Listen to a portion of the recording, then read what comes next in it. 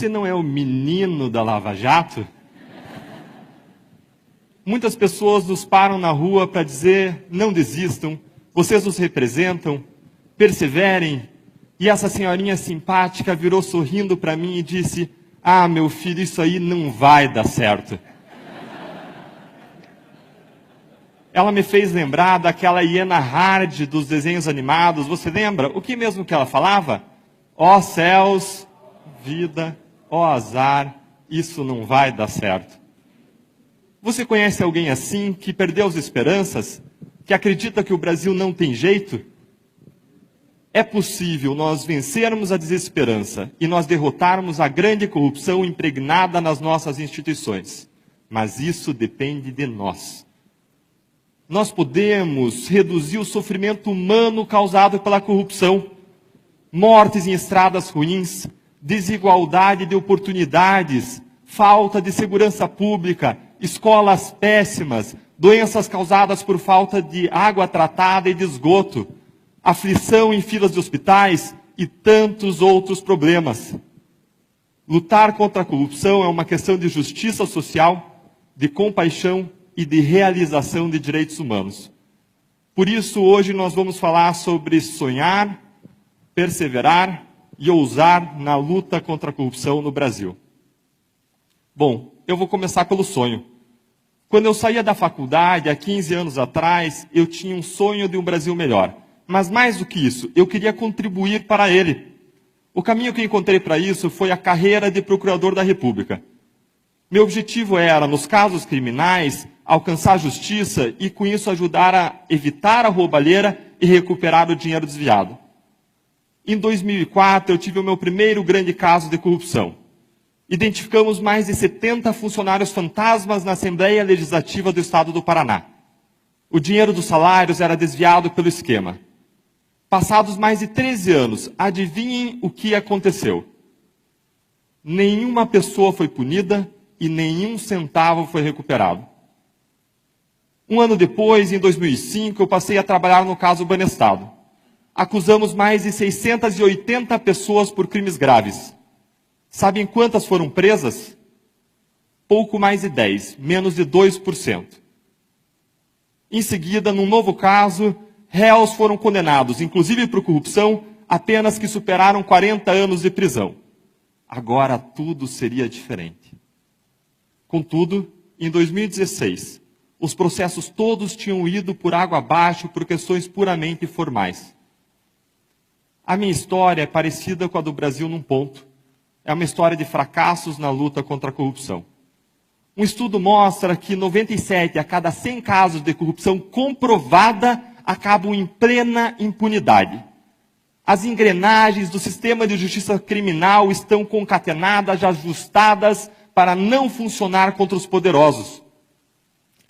Foi nesse contexto que no início de 2014 eu fui convidado para entrar na Lava Jato. Um caso até então desconhecido, que era apenas uma montanha de trabalho. Como vocês veem, eu tinha várias razões para dizer não. Afinal de contas, nada que eu tinha feito até então tinha adiantado alguma coisa. Na vida, todos nós teremos frustrações correndo atrás dos nossos sonhos. Muitas vezes você não decide o que acontece com você, mas você decide a sua atitude diante do que acontece com você. Diante dessas frustrações, eu poderia amargar e desistir. Mas eu decidi não desistir. Eu decidi perseverar e aceitei o convite.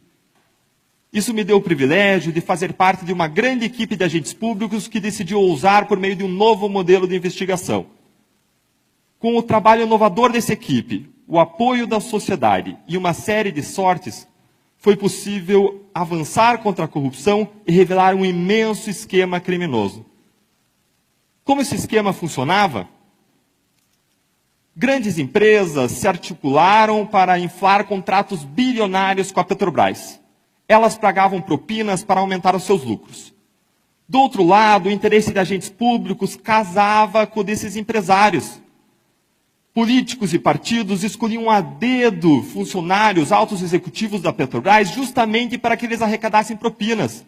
O suborno fluía para campanhas eleitorais e para o bolso dos envolvidos. Os recursos iam dos empresários até os agentes públicos por meio de lavadores de dinheiro profissionais, que faziam o dinheiro sujo parecer limpo. As investigações comprovaram o pagamento de mais de 6 bilhões de reais em propinas e os prejuízos da Petrobras são estimados em até 42 bilhões. Como resultado, apenas em Curitiba, 282 pessoas foram acusadas por crimes como corrupção, lavagem de dinheiro e organização criminosa. 107 já foram condenadas a penas que somam mais de 1.600 anos de prisão. Muitas dessas pessoas eram e são poderosas, dentre eles 6 ex-parlamentares, um ex-presidente da Câmara dos Deputados. Em Brasília, apenas a colaboração da Odebrecht implicou quase 1/3 dos senadores e ministros e quase metade dos governadores. Além da punição aos criminosos, estão sendo recuperados aos cofres públicos mais de 10 bilhões de reais, quando a regra no Brasil é não recuperar nenhum centavo. O que a Lava Jato revelou na Petrobras já é muito grave. Mas as provas trouxeram à tona um monstro ainda mais assustador. Esquemas semelhantes estavam espalhados em vários órgãos federais, estaduais e municipais. Descobriu-se que políticos e partidos desonestos escolhem para cargos de direção de órgãos públicos pessoas incumbidas de arrecadar propinas. O dinheiro enriquece os criminosos e financia caras campanhas eleitorais garantindo a reeleição. Ou seja, a corrupção alavanca a permanência dos corruptos no poder, o que gera mais corrupção, o que gera mais permanência dos corruptos no poder, formando-se um círculo vicioso que deturpa a democracia e torna a sociedade brasileira prisioneira da corrupção. O esquema da Petrobras, portanto, é apenas a ponta de um gigantesco iceberg. Estima-se que a corrupção desvia no Brasil 200 bilhões de reais por ano. Bilhões! Isso me traz a um ponto fulcral. Não importa se você é de esquerda, de direita, de centro, de cima, de baixo, de lado, você tem algo importante para fazer com 200 bilhões. Você poderia, por exemplo, triplicar o orçamento federal em saúde ou em educação, ou multiplicar por 5 tudo que se investe em segurança pública no nosso país. Se você quer um país melhor, não há como alcançá-lo sem nós enfrentarmos esse problema. E pela primeira vez as coisas começaram a dar certo. Agora, o que a Lava Jato faz é um diagnóstico. Mas não basta diagnóstico, nós precisamos de tratamento. A corrupção sistêmica pode ser comparada ao apodrecimento de maçãs em um barril. O problema não é resolvido simplesmente retirando as maçãs podres. É preciso mudar as condições de luz, temperatura e umidade que fazem as maçãs apodrecerem. Muitas pessoas acreditam que a Lava Jato vai transformar o Brasil, mas é preciso ir além da Lava Jato. Isso nos leva ao final do ano de 2014, quando, para atacar causas centrais da corrupção, foram desenvolvidas propostas legislativas que ficaram conhecidas como 10 medidas contra a corrupção. Elas foram uma iniciativa inédita e ousada do Ministério Público em conjunto com a sociedade civil. O seu objetivo era prevenir a corrupção, reduzir a impunidade e recuperar o dinheiro desviado. Elas alcançaram o apoio de mais de 2 milhões de brasileiros que, por meio das suas assinaturas, as tornaram um projeto de lei de iniciativa popular. Em 2016, enquanto o Brasil chorava a tragédia que vitimou o time de futebol da Chapecoense, a tragédia de avião, na calada da madrugada, a Câmara dos Deputados destruiu as propostas. No lugar das medidas anticorrupção, foi aprovado um projeto que objetivava amarrar as investigações. Novamente, nós podemos amargar e desistir. Lembre que muitas vezes na vida você não decide o que acontece com você, mas é você quem decide qual é a sua atitude diante do que acontece com você. Nós poderíamos amargar e desistir, mas eu decidi perseverar. De lá para cá, contudo, eu tenho visto muitas pessoas amargarem. Para piorar a situação, uma sucessão de notícias ruins se acumularam que soam como mais fracassos na luta contra a corrupção. Malas de dinheiro circulam anos depois de iniciada a Lava Jato. Ministros soltam e ressoltam políticos e corruptos poderosos. Regras que beneficiarão corruptos são gestadas no Congresso Nacional. Há rumores de que o Supremo Tribunal emitirá decisões que implicarão imensos retrocessos. Essa sucessão de fracassos alimenta dentro de nós um inimigo poderoso dos nossos sonhos, que é a desesperança. Para nós entendermos como a desesperança atua, vamos viajar a um laboratório da Universidade de Pensilvânia no inverno de 1965. Lá, pesquisadores começaram um experimento com cachorros, que, embora seja desagradável e eticamente questionável, tem uma preciosa lição a nos ensinar. Cachorros de um primeiro grupo foram colocados dentro de um compartimento, um de cada vez, em que eles sofriam choques elétricos regularmente. Eles eram capazes de parar os choques tocando um painel com seu focinho, o que eles aprendiam de modo rápido. Já os cachorros de um segundo grupo foram colocados dentro do mesmo compartimento, mas nada que eles fizessem era capaz de parar os choques. Em seguida, os cientistas colocaram os mesmos cachorros dentro de um novo compartimento, com duas partes separadas por uma pequena cerca. Uma parte dava choques e a outra não. Agora os cachorros foram colocados de um lado da cerca e bastava pular para o outro lado para que eles escapassem dos choques. Adivinhem o que aconteceu quando os cachorros do experimento anterior foram colocados nesse compartimento duplo? Os cachorros do primeiro grupo, aqueles que tinham sido capazes de parar o choque, rapidamente pularam a cerca. Contudo, a maioria dos cachorros do segundo grupo, aqueles que tinham tomado choques que não poderiam ser parados, simplesmente se deitaram no chão eletrificado à espera de mais choques. Eles não tentaram pular a cerca nem qualquer outra solução. Eles se renderam.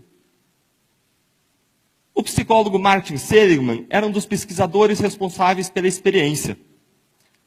Ele chamou o estado mental daqueles cachorros que se deitaram à espera de mais choques de learned helplessness, ou desamparo aprendido, que é o estado de alguém que é incapaz de agir por si mesmo, sem ajuda. Mas por que aqueles cachorros ficaram assim? Porque eles se deitaram à espera de mais sofrimento, mesmo quando havia uma saída. Porque eles aprenderam. O modo como eles enxergavam a experiência passada lhes ensinou que eles eram incapazes, que eles eram impotentes. Você vê como a desesperança é poderosa? A desesperança nos paralisa. A desesperança nos mortifica ainda vivos. Nós nos insensibilizamos, anestesiamos com a nossa dor e a dor do outro. A desesperança é um obstáculo na luta contra a corrupção, porque ela retira a nossa capacidade de enxergar as oportunidades do presente. Nós nos tornamos incapazes de mudar a realidade, mesmo quando isso é possível, sonhando, ousando e perseverando. Mas aí alguém me dirá, mas Deltan, como sonhar, ousar e perseverar? Veja o que aconteceu com as 10 medidas. A cada jornal nacional nós tomamos choques e mais choques elétricos. Esse Congresso não aprovará reformas anticorrupção porque a maioria dos parlamentares que está lá não vai aprovar, eles não querem mudar. A minha resposta é, então a mudança está nas suas mãos. Se o Congresso atual não aprovará um pacote anticorrupção, então em 2018 vamos colocar lá quem vai aprovar. Enquanto nós conversamos, aliás, entidades respeitadas da sociedade civil estão seguindo, sonhando, ousando e perseverando. Elas articulam uma grande campanha anticorrupção para 2018. Várias delas estão desenvolvendo um super pacote anticorrupção para promover a integridade no ambiente público e privado. Esse pacote vai além das 10 medidas e aproveita grande parte delas, propondo ainda, por exemplo, melhoras nas licitações, na transparência, no sistema político eleitoral, na educação de crianças e jovens e nas regras de compliance. Ele será submetido a uma discussão ampla e aberta com a sociedade civil e, se for aperfeiçoado e aprovado pelo Congresso, revolucionará a luta contra a corrupção no nosso país. A estratégia agora não é mais coletar assinaturas. É escolhermos como novos senadores e deputados apenas os candidatos que possuam um passado limpo, têm um compromisso com a luta anticorrupção, têm um compromisso com valores democráticos, E, além disso, o que é importantíssimo nesse momento do nosso país, apoiem o pacote anticorrupção. A ideia agora é nós tomarmos o endosso ao pacote como um critério inafastável para o voto que o cidadão conjugará com outros critérios da sua preferência. Não se trata mais de apenas uma campanha de voto limpo.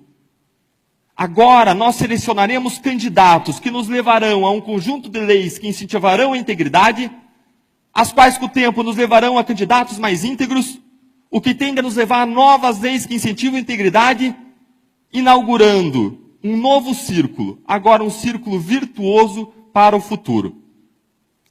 O meu maior medo é que alguns de nós, muitos de nós, como aqueles cachorros que se deitaram à espera de mais choques, não percebamos que em 2018 existe uma cerca baixa sendo colocada perto de nós. Nós podemos dar um grande salto contra a corrupção no Brasil. Talvez você esteja achando tudo isso muito bonito, mas queira me dizer, como aquela senhorinha do avião, ah, meu filho, isso aí não vai dar certo. Se você perdeu as esperanças, eu quero dizer que eu entendo você, mas eu quero propor um exercício mental. Pense na pessoa que você mais ama na face da terra. Talvez a sua mãe, ou o seu filho, o seu marido ou sua esposa. Imagine agora que você vai ao médico e ele lhe diz que essa pessoa que você tanto ama tem uma doença terminal e possui poucos meses de vida. O que você faz? Você vai para casa esperar ela morrer? Ou você vai fazer tudo o que estiver a seu alcance para salvar a vida dela? Indo de site em site, de médico em médico, dobrando seus joelhos e buscando a cura, ainda que seja improvável? A verdade é que existem causas pelas quais vale a pena se lutar, independentemente do resultado, e o nosso país é uma delas. Lutar contra a corrupção é lutar pelo nosso país, e lutar pelo nosso país é lutar por quem nós mais amamos, e nós jamais desistiríamos deles. Se o brasileiro é aquele que não desiste nunca, vamos dizer aqui que nós somos brasileiros e não desistiremos do nosso país. Nós seguiremos juntos, sonhando, ousando e perseverando. Muito obrigado.